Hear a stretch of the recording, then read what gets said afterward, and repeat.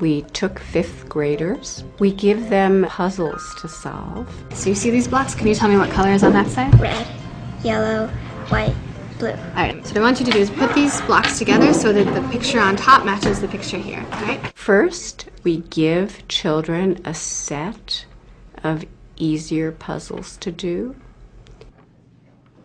Now here's the next one. When these 9 and 10-year-olds successfully put together the puzzle, the children are praised for either their intelligence, Wow, you did really well. You must be really smart at these. or the effort they made. Wow, you did really well. You must have tried really hard at these. Then we give them a much harder set of problems, ones that they might, in fact, struggle with. Here's the next one. And we see what happens to their confidence. Do they think, oh, this means I'm not good at it after all? Do they stop liking the puzzles? Or do they maintain their confidence and think, well, it just needs more effort or strategies? What happens to their motivation? Are you ready to go on? Ta-da! We also ask them, well, which problems do you want to work on some more? Those easier ones or those harder ones? And generally we find that kids who have been praised for their intelligence really want to go back to those easier ones that were their claim to fame. This is a sign of a fixed mindset, the belief that intelligence is innate and can't be changed. What we found was that children thought that difficulty meant they weren't smart or they weren't good at the task. So you seem to have more trouble with this one, and I want to know why you think that was. Probably because I'm not good at these problems. A very discouraging conclusion. Other children show a growth mindset. The growth mindset is like this.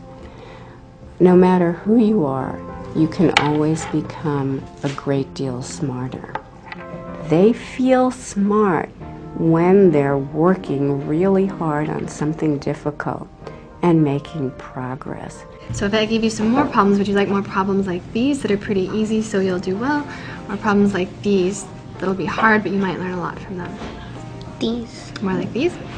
Students praised for effort generally want those hard ones that they can learn from. What I've learned from my research is that kids, and I think adults too, are exquisitely sensitive to what's going on in a situation, what other people value, what they're being judged on. What is that voice in our head saying? Is it saying fixed mindset things like, oh, you better not make a mistake, you better look smart, people are judging you? Or is it saying growth mindset things? Here's an opportunity, here's a mistake I can learn from. I feel smart when I do something difficult. Miss Edwards, we did it!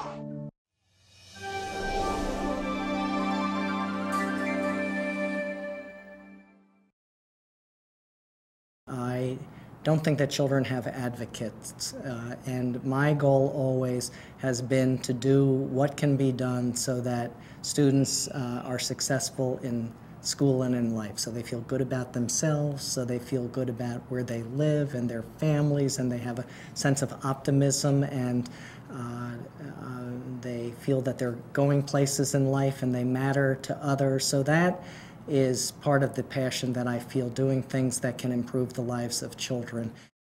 For a number of years, people have said, oh, if we spend time focusing on the social and emotional side of things, it might be at the expense of academics. But we've found something entirely different in the work that we've done. We've found that if you focus on the social and emotional, it improves children's behavior, and it also improves their academic performance. So this is a twofer. Now, if you address kids' social and emotional growth, you'll also be benefiting them academically.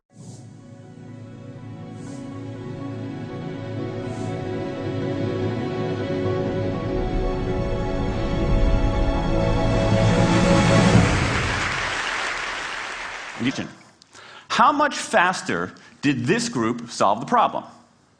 Answer: it took them on average 3.5 minutes longer. 3.5 minutes longer. Now, this makes no sense, right? I mean, I'm an American. I believe in free markets. That's not how it's supposed to work, right?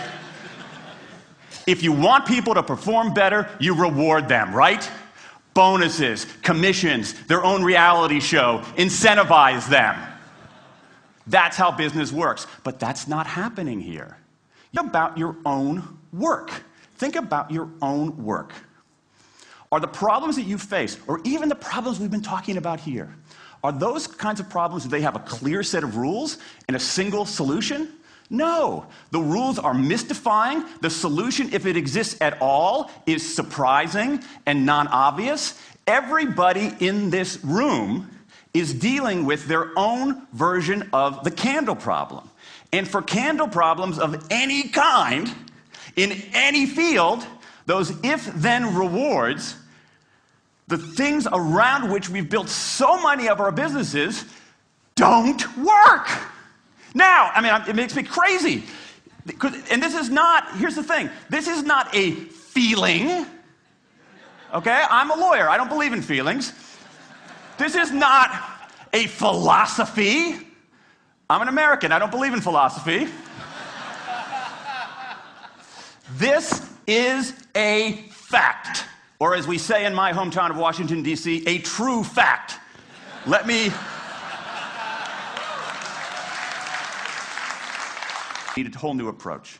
The good news about all this is that the scientists who've been studying motivation have given us this new approach. It's an approach built much more around intrinsic motivation, around the desire to do things because they matter, because we like it, because they're interesting, because they're part of something important. And to my mind, that new operating system for our businesses revolves around 3 elements: autonomy, mastery, and purpose. Autonomy, the urge to direct our own lives. Mastery, the desire to get better and better at something that matters. And purpose, the yearning to do what we do in the service of something larger than ourselves.